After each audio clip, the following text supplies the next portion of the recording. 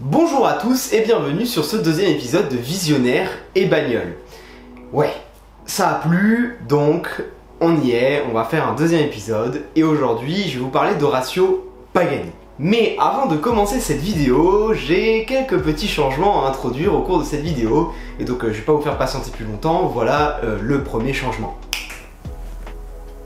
Il n'y a pas de changement? Ah, mais si, j'ai enfin investi dans un putain de micro-cravate, donc voilà. J'espère que ça va vraiment améliorer la qualité de la vidéo. Normalement, j'ai fait des tests, ça n'a vraiment strictement rien à voir avec le son que je vous offrais avant. Et puis, il va y avoir un autre petit changement, c'est ça. Pas mal, non? J'ai également pensé à utiliser un fond vert pour vous proposer un fond plus sympathique que celui-là, que j'ai du mal à apprécier pour le moment.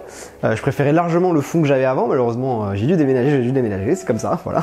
Et en fait ici c'est très difficile d'acheter un bon fond vert, du coup j'ai ramené un fond vert un peu pourri. Et j'ai fait des tests, ça marche pas quoi, voilà. Donc je me suis dit on sait jamais, peut-être que même avec un fond vert pourri ça fera le taf. Non, ça fait absolument pas le taf, c'est affreux, c'est terrible, c'est enfin voilà. Donc je préfère vous garder ce fond là pour l'instant, hein, tant que je suis pas capable de vous fournir un beau fond vert.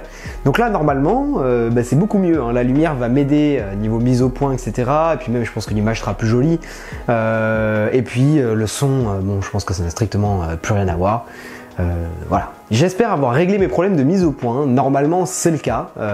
Si c'est pas le cas, je suis vraiment désolé. Déjà, pour tout vous dire, je viens de tourner la vidéo, ok, et je l'ai passé sur mon ordi. Je me suis rendu compte que c'était complètement flou. Donc j'ai retravaillé un peu ça et là normalement celle-ci c'est la bonne. Voilà, j'espère.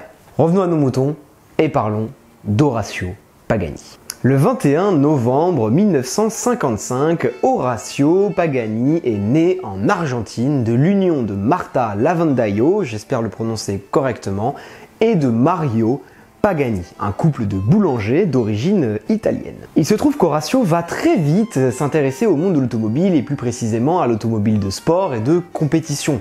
À l'âge de seulement 12 ans, il créera ses premières miniatures en bois et résine. À l'âge de 15 ans, avec son ami Gustavo Marani, ils vont commencer à rénover des motos et vont même créer une mini-moto. Voilà, c'est... pourquoi pas? À 17 ans, c'est un nouvel exploit qu'Orazio va réaliser en créant et brevetant un buggy sur base de Renault Dauphine. Rien que ça. En 1972, Orazio va intégrer l'Université nationale de La Plata où il étudiera pendant 2 ans la conception industrielle. Puis en 1975, il ira continuer ses études à l'Université de Rosario et il va se spécialiser sur l'ingénierie mécanique jusqu'en 1977. Ensuite, de 1977 à 1982, il va bien falloir que Orazio gagne de l'argent pour manger, hein, voilà. Accessoirement, c'est utile, voilà. Et donc, il va se mettre à faire plein de choses. Construire plein d'objets différents, des camping-cars, des caravanes, des meubles métalliques, des lits orthopédiques. Et il ira même jusqu'à mener certains projets pour certaines municipalités. Mais il n'oublie pas pour autant sa passion, l'automobile. Puisqu'en 1979, Orazio Pagani crée un châssis de Formule 2 et il va même l'engager en compétition. Faut pas oublier hein, qu'en 1979, Orazio, il a 24 ans. À 24 ans, il crée un châssis de Formule 2. Tout va bien. Hein, voilà. Et attendez, parce que en plus, ce châssis de Formule 2, il va pas passer inaperçu du tout. Il va même se faire remarquer par l'écurie Renault Sport, donc l'écurie de Formule 1, hein, qui va lui fournir des moteurs pour alimenter sa voiture, donc avec son châssis de Formule 2. Enfin, on parle quand même d'une écurie de Formule 1, c'est pas rien, voilà, c'est quand même quelque chose. À 24 ans, franchement, bravo. C'est également pendant ces années-là qu'Orazio va rencontrer quelqu'un qui va avoir énormément d'influence dans sa vie. En fait, qui a déjà eu énormément d'influence dans sa vie, c'est Juan Manuel Fangio. Il faut savoir que Orazio est fan de Juan Manuel Fangio. Donc ils vont se rencontrer et ils vont sympathiser dans les années à venir. En 1982, Orazio va brièvement reprendre ses études grâce à une bourse du Rotary Club et il étudiera l'art. Il étudiera l'art au Royal College of Art de Londres et au Art Center Pasadena, aux États-Unis. Et là, il se passe quelque chose de très important, puisque vous allez voir, on va y revenir dessus. Mais Horacio, jusqu'ici, c'était un passionné d'automobile, qui s'était formé à être un ingénieur de design, ingénieur voilà, de conception. Et là, il va prendre cet aspect art, et vous allez voir que dans sa vie, ça va devenir extrêmement important. Et il va y avoir vraiment ce côté de Horacio qui est capable de prendre le meilleur des deux mondes, de ne pas réduire l'efficacité de quelque chose, et pourtant de le rendre magnifique. Et ça va être vraiment le mot d'ordre de Pagani. Sur les conseils de son désormais ami Juan Manuel Fangio, Horacio Pagani va aller s'installer à Modena. Hein, tout simplement. Alors, pour ceux qui ne voient pas ce que c'est, comment dire, c'est la ville sainte de l'automobile. Hein. Ferrari, Maserati, Lamborghini. Bon, voilà, hein, c'est quand même pas mal. Il va intégrer l'entreprise Lamborghini. Et il se trouve que comme Horacio est bon, il va très vite grimper les échelons. Et il va se retrouver à la tête du département chargé du développement des composites, des matériaux composites. Autrement dit, le carbone. Hein. Voilà. Et d'ailleurs, ouais, le carbone, ça va devenir le truc d'Horacio Pagani. À tel point qu'il demandera à Lamborghini d'investir sur une autoclave qui permettrait de créer des pièces géantes de carbone, et non pas des petites pièces qu'on assemble ensuite à l'assemblage de l'automobile. Mais Lamborghini n'est pas très chaud, ce qui a peut-être participé à la suite, effectivement. En tout cas, Lamborghini ne semblait pas à la hauteur des rêves d'Horacio Pagani, et donc en 1988, il quitte la marque pour créer sa propre marque, Pagani Composite Research. Mais là, il va se passer quelque chose d'assez amusant. Pagani va en fait devenir un sous-traitant de Lamborghini. En fait, il va continuer à travailler sur Lamborghini, si bien qu'il va participer activement à la création de la Countach 25e anniversaire, à la participation du concept design de la Diablo. Enfin, voilà quoi. Il est encore bien implanté dans la marque, on va dire. En parallèle, par contre, lui, il va travailler sur un prototype de supercar nommé C8. Horacio va décider de se focus sur le design, l'aérodynamisme et le châssis. Le reste, il s'en fout. Il va le faire. Si bien qu'en 1991, histoire d'être tranquille et de pouvoir se focus sur son concept car C8, Pagani va créer Modena Design, une entreprise qui sera chargée de s'occuper de toute la demande de sous-traitement de Lamborghini, là, qui en plus est grandissante. Lui, il en a ras-le-bol de s'occuper de ça. Hop là, allez hop, Modena Design, là, allez, occupez-vous de ça, moi j'ai autre chose à foutre, j'ai une C8 à développer. Et en 1992, le prototype est testé dans la soufflerie de Dallara. Alors Dallara, c'est une grande marque qui a fabriqué énormément de châssis pour la Formule 2, Formule 1, Formule 3. C'est pas rien, hein, Dallara. Hein, c'est voilà, fabrique beaucoup de pièces pour la compétition. Et les résultats en soufflerie, eh ben, ils sont excellents. Et donc Horacio va se dire bon bah allez, c'est parti, let's go. Il va créer Pagani Automobili, plus souvent tout simplement appelé Pagani. En 1994, il va y avoir un gros soulagement pour Pagani puisque Mercedes va accepter de fournir des moteurs V12 pour animer les belles créations d'Horacio. Et là, c'est un gros point pour lui parce que, comme je vous l'ai dit, lui s'est focus sur le design, l'aérodynamisme et le châssis. C'est-à-dire que quand elle a été testée en soufflerie, la voiture, elle n'avait pas de moteur. Donc, comment on fait? Heureusement, Mercedes est là, Mercedes va fournir des beaux V12. Et alors là, bah c'est royal. Il a tout, ça y est, c'est bon. Il a la mécanique, il a le design, l'aérodynamisme et le châssis. En 1995, alors que le projet avance à grands pas et qu'il était question de nommer la voiture Fangio F1, malheureusement, Juan Manuel Fangio va décéder.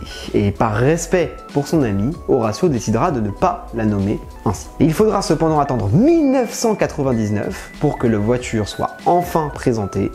Il s'agit bien évidemment de la Pagani Zonda. Alors, la Zonda, j'en ai déjà parlé en vidéo.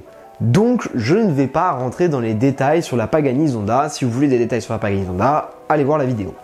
Ici, je vais surtout utiliser la Zonda pour parler d'Horacio. Donc, je vais prendre les détails qui m'intéressent et les utiliser pour parler d'Horacio.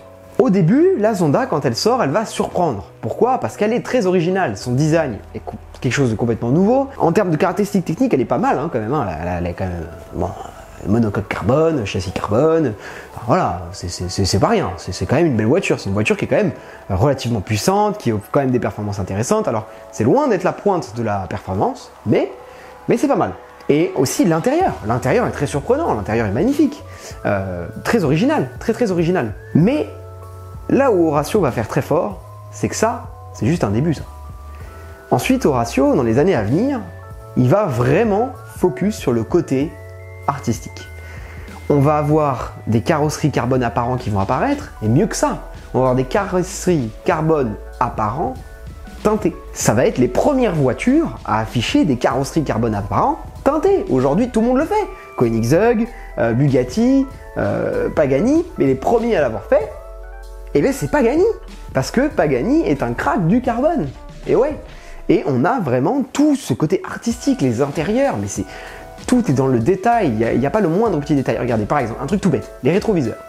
Ils sont en forme de feuille. Vous savez pourquoi? Parce que Zonda, c'est le nom d'un vent des Andes. Voilà, c'est le nom qu'a choisi Horatio pour sa voiture, et c'est le nom d'un vent, ok? Et donc du coup, qu'est-ce qu'il s'est dit? Les rétroviseurs, ils sont suspendus dans le vide à côté de la Zonda, qu'en fait, c'est des feuilles mortes qui suspendent dans le vent. Voilà pourquoi ces feuilles, pourquoi ces rétroviseurs ont une forme de feuille. Enfin, tout est détaillé, il n'y a pas le moindre truc qui est laissé au hasard. Tout est designé, la moindre petite pièce. Et pour vous prouver ça, je peux aller plus loin que ça. Pagani va aller tellement loin dans ce délire de mix, d'art et d'ingénierie. Et d'ailleurs, on n'a aucune perte de fonctionnalité, c'est ça qui est incroyable. Les Pagani sont très performantes.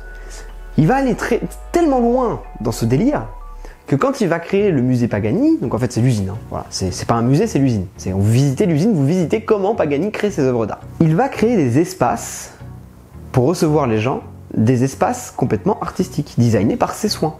Au point que par exemple, si vous allez dans les toilettes, d'accord, de l'usine Pagani, les bacs d'évier sont en carbone, les bacs de lavabo pour se laver les mains. Il va jusque là, tout est dans le détail, il n'y a pas le moindre truc laissé au hasard. Tout est artistique, tout est fonctionnel. Voilà ce que c'est Pagani. Bien évidemment, qui dit art dit aussi très original et personnel. Et donc Horatio va donner une place de choix à la personnalisation de ses voitures. Et pourtant, il va aussi protéger son image de marque. On voit pas trop, enfin, il y en a peut-être une ou deux des trucs voilà, mais des Pagani qui font matu vu, qui font kéké, qui font tuning, etc. Il n'y en a quasiment pas.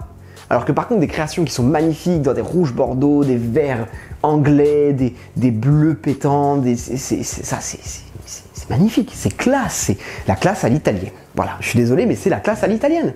C'est vraiment beau, c'est artistique. Tout est artistique. Et bien évidemment, pour faire ça, ça demande d'avoir du goût. Et les gens diront, oui, le goût, c'est subjectif, nanana, ça dépend de la personne, il y a des gens qui vont préférer ça. Oui, d'accord, ok. Admettons.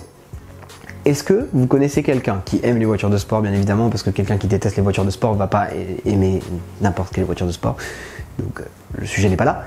Mais quelqu'un qui aime les voitures de sport, est-ce que vous connaissez quelqu'un qui aime les voitures de sport et qui vous dira objectivement Pagani c'est moche? Alors, retirons la dernière création de Pagani, qui évidemment est extrêmement discutée. Parlons de la Zonda et de la Huayra, à la limite. Je ne connais absolument personne qui vous dira c'est moche. Voilà. Je suis désolé, mais non, je connais pas. Vous, si vous connaissez, tant mieux. Hein. Moi, je ne connais pas. Quelqu'un qui dira Pagani c'est moche, je demande à voir. Je demande vraiment à voir quelqu'un qui me dira Pagani c'est moche. Donc oui, cet homme a du goût.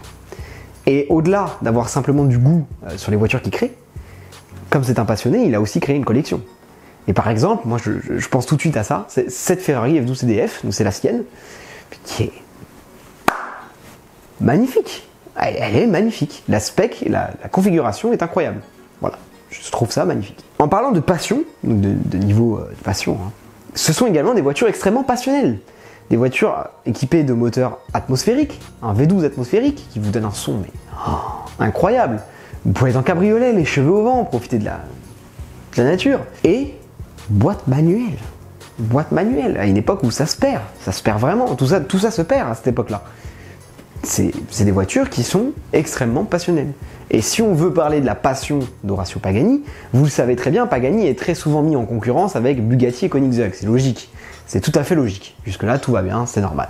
Mais, Voilà cette image. Cette image, c'est Horacio Pagani qui est en train de féliciter Christian Van Koenigsegg, donc le PDG de Koenigsegg, pour la création de la Koenigsegg CC850, qui est une voiture formidable, et qui est en train tout simplement de reconnaître la beauté de la voiture que l'autre a créée, son rival a créée. Et en fait, simplement, il est tellement passionné, cet homme, que il est juste content que cette voiture elle existe, parce que c'est une voiture incroyable. Et voilà, il n'y a pas plus à savoir. Et en fait, je trouve ça beau. Je trouve ça beau que ce soit vraiment quelqu'un de passionné. Ça veut dire que limite, il s'en fout, en fait. Lui, ce qu'il veut, c'est créer des belles voitures, conduire des belles voitures. Le reste, bon, vous l'aurez compris, j'aime beaucoup cet homme. Et d'ailleurs, je vais dire aussi autre chose. Pour moi, Pagani, c'est aujourd'hui un des seuls constructeurs encore en vie qui soit une légende de l'automobile. Ben oui. Ben oui. Enzo Ferrari, il est mort, Ferdinand Porsche, il est mort, Ferruccio Lamborghini, il est mort, Aston Martin, n'en parlons pas, ça date tellement que j'ai oublié son prénom carrément. Pardon. Non mais, voilà, Aston Martin c'est des marques très vieilles, Mercedes c'est des marques très vieilles, tout ça c'est des marques très très vieilles, hein. Donc, je vous ai parlé de Carl Berta Benz. Il n'y a pas de constructeur légendaire qui soit en vie actuellement, de marques aussi récentes que Pagani. Il y a Christian Van Koenigsegg, personnellement j'aime moins, mais j'en parlerai parce que c'est très intéressant quand même. C'est quelqu'un que je respecte aussi beaucoup, il n'y a aucun problème. Mais c'est pas pareil. En bref, Horacio Pagani, c'est un génie de l'art automobile qui a su tirer son épingle du jeu pour créer une marque incroyablement désirée et qui reste un passionné pur et dur d'automobile. Comme le montrent si bien ces automobiles qui font partie des automobiles actuelles les plus passionnelles. Horacio, c'est l'art sans rien céder à l'efficacité. Voilà, j'espère que cette vidéo vous a plu. Si c'est le cas, n'hésitez pas à vous abonner, laissez un petit pouce bleu. Salut!